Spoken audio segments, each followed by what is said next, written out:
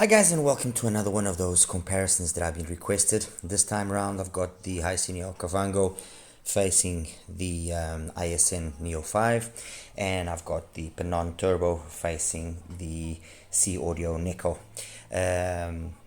I've received quite a few requests to make these two comparisons, actually separately obviously, but I decided to just join them all together, although I will speak of those two and then those two, or whatever way. I'm not going to be comparing all four of them. I want to start by saying that I respect every reviewer's opinion, every non-reviewer's opinion. They are all entitled to have their opinions, to the way as I am, and to think what they think. However, I also think that if it's a non-reviewer, then I can accept that certain comparisons are made or certain requests are made. But however, when it's a reviewer, he or she should pay attention to certain things, namely trying to, as much as possible, which is what I try and do, comparing apples with apples. And what do I mean by all of this?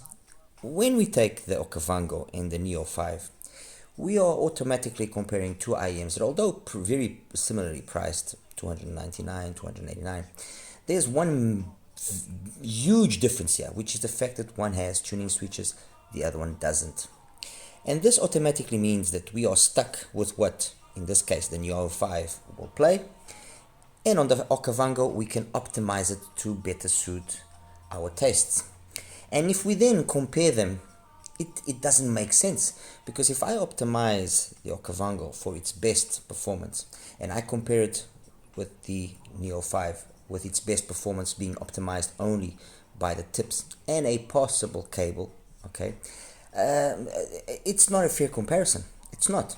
Okay, it's something that can work in favor of, this case, the OKAVANGO, or can work in favor of the Neo, or vice versa. So I mean, I think attention must be paid to that. If I compare either these two in their optimal settings for me, which is what, the ISN using the PENON green stem tips, as you can see here. Okay, actually let me just bring this a little bit closer. The green stems tips, you see. All right, and I'm using a IVPIQ, a really nice cable. This is probably one of my favorite cables out there. And if I then compare it with the OKAVANGO in my favorite setting, which is 0-1 setting, which means I'm not emphasizing the bass in any way, I'm just giving the mids or the upper mids and treble a little bit of a touch. All right, and I've got a PENON vocal cable. If I compare them this way, then yes, there are occasions where the OKAVANGO will sound more engaging. The OKAVANGO will sound more correct because it doesn't have that extra bass energy present in the Neo to camouflage or to smother the mids and the upper mids and the highs. And when I say smother, I'm using a very strong word because that's not really what happens. Okay, if I listen to, for example, what you're gonna do from Frank McComb in either one of these two IEMs, using those settings that I've just described, the presentation is perfect. If I am now going to go down the road of okay, which is ultimately the most correct presentation, probably the OKAVANGO, but not by much, mind you, not by much. Although it's a 1+6, it's not by much. The NEO5, in contrast, okay, sounds a little bit warmer. It's got a thicker tonality, which personally, with this song, I like it. I really like it. It makes it a little bit more engaging because it's a song that's got a certain amount of dynamics. Okay. If, on the other hand, I listen to La Belle Dame Sans Remorse from Chris Botti on these two, I like the fact that the trumpet is not overly powerful in the NEO5, and so at minute 120 to 1 minute 40 it doesn't really bug me, although in the OKAVANGO it sounds more realistic. It's got that extra energy that it's more appealing. Okay. If I listen to another one, let me see here. Excuse me. My apologies. If I listen to Valdez off Crenshaw, this is a song. I mean, it's difficult to explain because you'll have to listen to the song to really understand. But it's a song that you have drums, sax, trumpets. You have a whole bunch of instruments, and it's a mix because it's a mix in terms of what I prefer of these two. Because if I'm wanting to see which is the one that will do the most justice to the realism of the instruments, then yes, the Okavango will probably be the better one, slightly, mind you. However, if I listen to the Neo just sounds more forgiving. The Neo just will camouflage some of that, not harshness, but that some of that intensity that certain instruments during the song have, and just make it more easy to listen to. Okay, so this comparison as well as that, it should be a comparison that is more not to see who is the outright winner, but it's a comparison that must be approached with the fact that there are two completely different IEMs. Okay. Now, having said just what I just said of two completely different IEMs, if I now flick the number one switch into the one position, which boosts the bass, this now becomes a bass monster similar to the Neo5. And if I now compare the two, if I now, let's say, am using the Okavango in the territory where the Neo5 was tuned to be in its element, the Neo5 beats the Okavango outright. So if I was to have done this comparison in this way, I would have come away saying, no, the Neo5 is the best IEM. It just absolutely tramples all over the Okavango. No possible, even nothing. No, again, that would be wrong. Okay, so I tried to do all my comparisons, and this comparison as well. I tried doing it using the setting that pleases me the most. Okay, and then see which of the two IEMs does more justice or less justice to the songs that I'm listening to. And as I just said, there are songs which one will do it better, the other will do it better. So ultimately, they are side grades to each other. They are very, very solid side grades. If you have the Neo5, does it make sense buying the Okavango? Probably not. Probably not. Unless you are really after that detail, that extra realism. Because the person that buys a Neo5, in my way of looking at it, the person that buys a Neo5 is aware of what the PENON house sound is, what the ISN house sound is. And it's a sound which places a good emphasis on the bass. And the bass is always a very high quality bass. Irrespective of the fact that it's pronounced, it's a very high quality bass. Okay? If you have the Okavango, is again the Neo5 a worthwhile upgrade or side grade? Again, I don't think so really, because once again, the person that buys the Okavango and uses the Okavango like I'm using it, is not a bass head freak. He's not a person that really appreciates monstrous amounts of bass, likes a good healthy dose of bass, but so that setting that it's using is the best one. The fact that the IM allows it to do that setting makes it then be tuned to his liking. So again, it's like I said, it's not a fair comparison to outright compare these IMs and then just say that one is the best and the other one is the worst. No. Okay. Moving on to the PENON Turbo and the Neko. I'm going to start by saying, if you buy the Neko and knowing what SEEAUDIO sound is like, you are a person that likes everything being very harmonious, very, very, very smooth, very relaxed, very chilled. If you buy the Turbo and knowing that the Turbo is capable of having the bass that it has, then that's what you want. You don't go buy the Turbo to then have the bass switches off. That doesn't make sense. For that, you buy a Neko straight away, or you buy countless other IEMs which are not boosted in the way that the Turbo is in the bass. So again, to make this comparison doesn't make sense. However, having said what I just said, I again went and I compare them in the settings that I like the most. The Neko doesn't have any switches, so I'm stuck with that. I just played around with the tips and with the cable, and with this Hakuge cable in particular, it is perfect. In my opinion, better than the Effect Audio Cadmus cable that it brings, okay? And on the turbo, I used the setting where I don't have the turbo switch on, so I don't have the monstrous amounts of bass on, okay? I just have the first switch of the bass on, and then the last switch of the treble on, okay? And in that comparison, surprisingly, the turbo is actually able to keep up with the Neko way many more times, if that's correct English in any way, than what the reverse is possible. So, if I listen to something like, again, Valdez of Cranshaw, yes, the Neko will slightly edge out the turbo in overall correctness.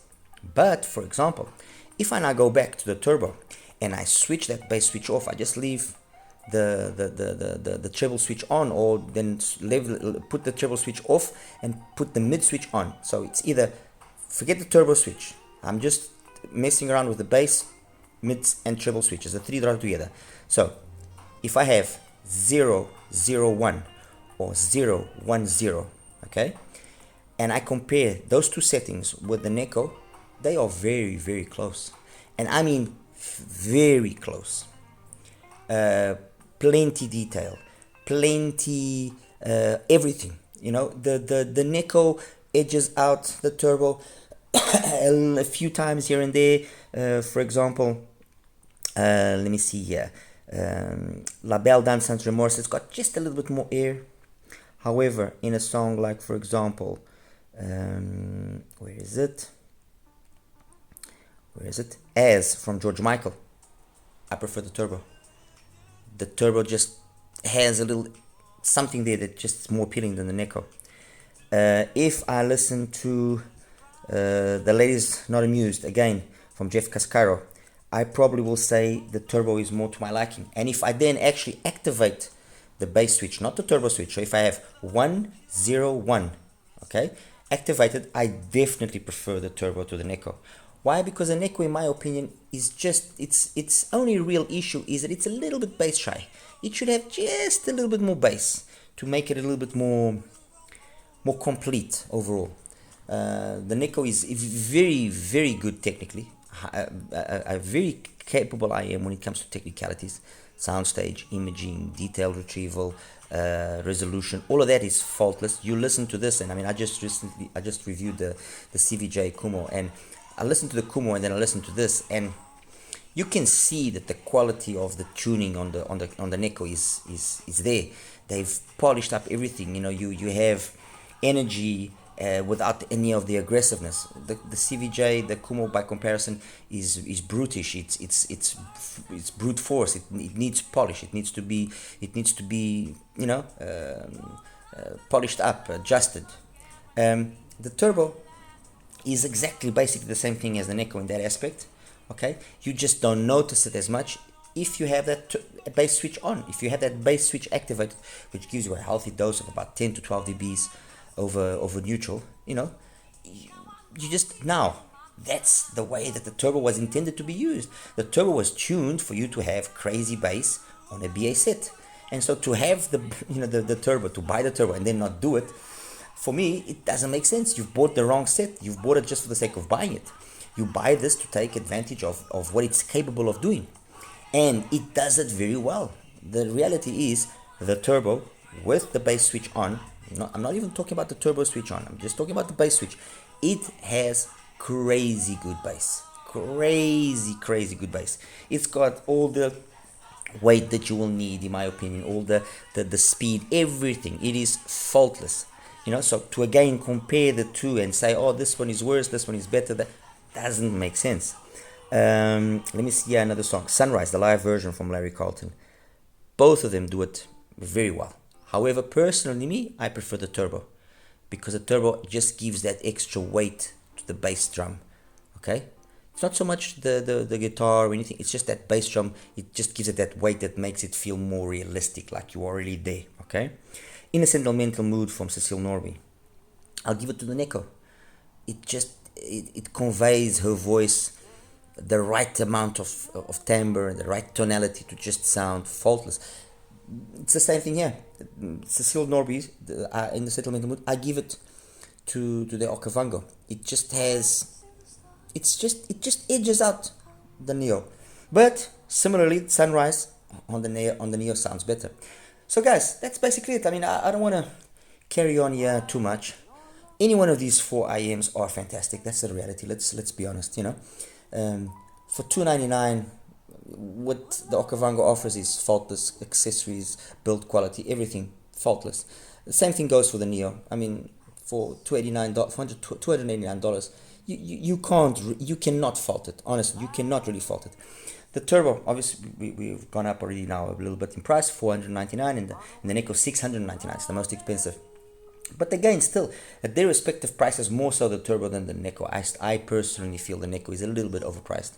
I feel the Neko should be priced in the 500 to 550 price bracket. That's where the Neko should have been priced. At that price, I am sure SEEAUDIO would be selling a hell of a lot more units. Okay, but irrespective of that, both of them are faultless. And again, both of them have been designed with a certain premise in mind, and that's how they should be used. Because, if this was designed to have all the bass that it has, but then you've listened to it and the bass was a mess, then I would say, okay, fine, screw it. No, doesn't make sense. But no, it was designed to have bass, but it's good. It does it well. Perfect. Amazing. The same thing here. This was designed to be a bassy IM, to be a not a significant departure, but a departure in a different, from the usual ISN and PENON style of sound. But it still has that hints of that design premise that they are known for. So it's still got that nice bass, loads of quantities of bass, but it's there. It's, for me, every bit as good in the bass as the Manga Top, and that's an IM that's $200 more than this. So $200+ actually more than this. That the Top doesn't have anything besides the upper mids, which are more polished than this, to justify its purchase. It is a better IM than this, yes, but is it worth the $200 extra? Questionable, questionable. I think it will be very much down to a person actually listening to it, and then deciding. All right. Anyway, guys, that's my take here on the OKAVANgo, NEO5, Turbo, and Neko from SEEAUDIO. All fantastic IMs, all very much worth your listening to them and making sure that you know from the first moment what it is that you want. Okay, what it is that you want, and take advantage of what these IMs are capable of doing, especially if they have switches, which is the case of these two. Okay, you take care now. Bye bye.